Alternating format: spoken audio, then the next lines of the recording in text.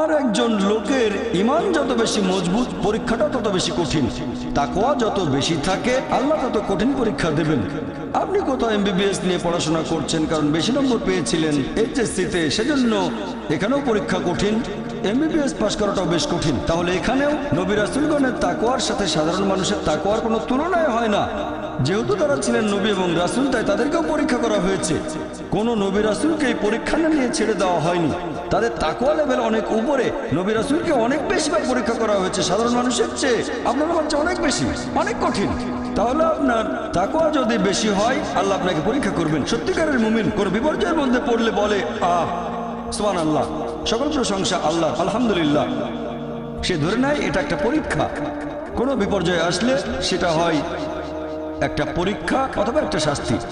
নবীগণের তাকওয়া অনেক বেশি, তাদের জন্য এটা শাস্তি না, এটা পরীক্ষা। আর তারা পাশ করেছেন। যদি কারো জীবনে কোনো ভালো কিছু ঘটে, সেটা হয় একটা পুরস্কার অথবা পরীক্ষা। সম্পদ হতে পারে পুরস্কার অথবা একটা পরীক্ষা। ভালো কোনো কিছু ঘটলে সেটা হয় পুরস্কার, নয়তো একটা পরীক্ষা। অনেকে আল্লাহর পথ থেকে দূরে সরে যায়, তারপরে বলে আমাকে সম্পদ দাও, আল্লাহর সম্পদ দেন। তারপরে তারা পরীক্ষায় ফেল করে।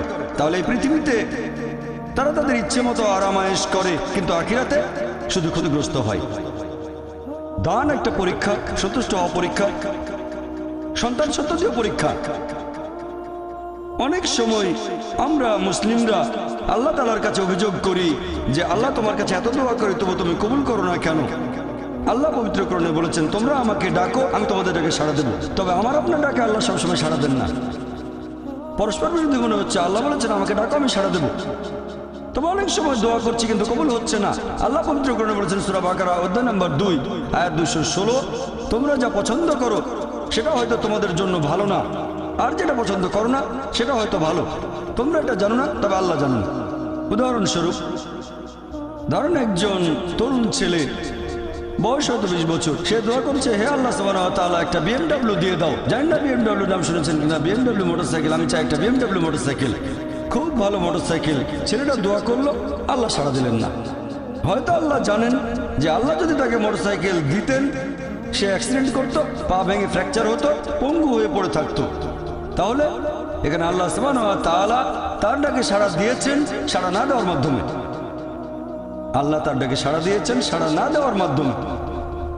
আল্লাহ তাকে মোটরসাইকেল দেননি কারণ সে ভালো বান্দা, সে খুব ভালো মানুষ, সে যা যাচ্ছে তা ভালো হবে না আমি জানি, কিন্তু সে জানে না, তাই আল্লাহ দিচ্ছেন না। এভাবে আল্লাহ সাড়া দিচ্ছেন সাড়া না দেওয়ার মাধ্যমে।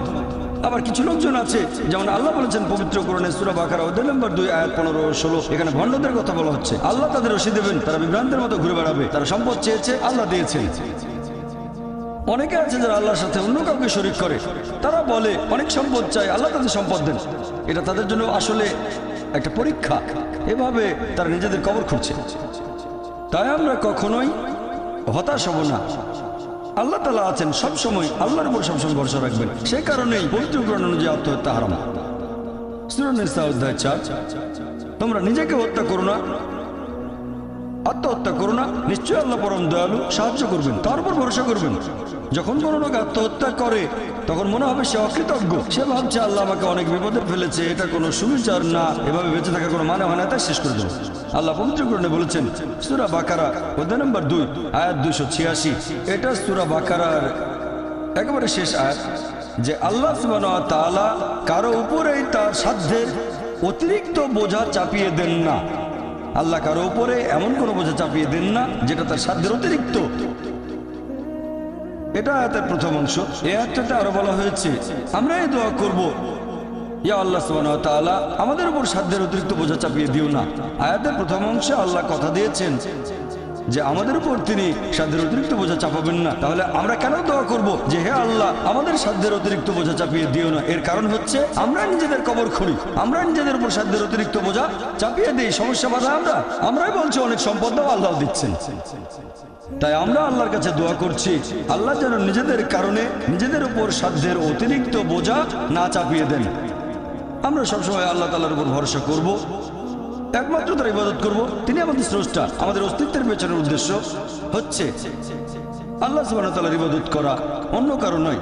পৃথিবীর জীবন পরকালের জন্য পরীক্ষা। আল্লাহর আদেশ মেনে চলেন আর সন্তুষ্ট থাকেন। যেরকম পরীক্ষায় সামনে পড়ুক, সত্যিকারের মুসলিম সবসময় বলবে আল্লাহকে ধন্যবাদ।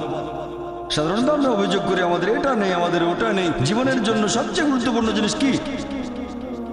কেউ বলবে খাবার, কেউ বলবে পানি, সবচেয়ে গুরুত্বপূর্ণ বাতাস। কয়েক মিনিটের জন্য নিঃশ্বাস বন্ধ করেন, মারা যাবেন।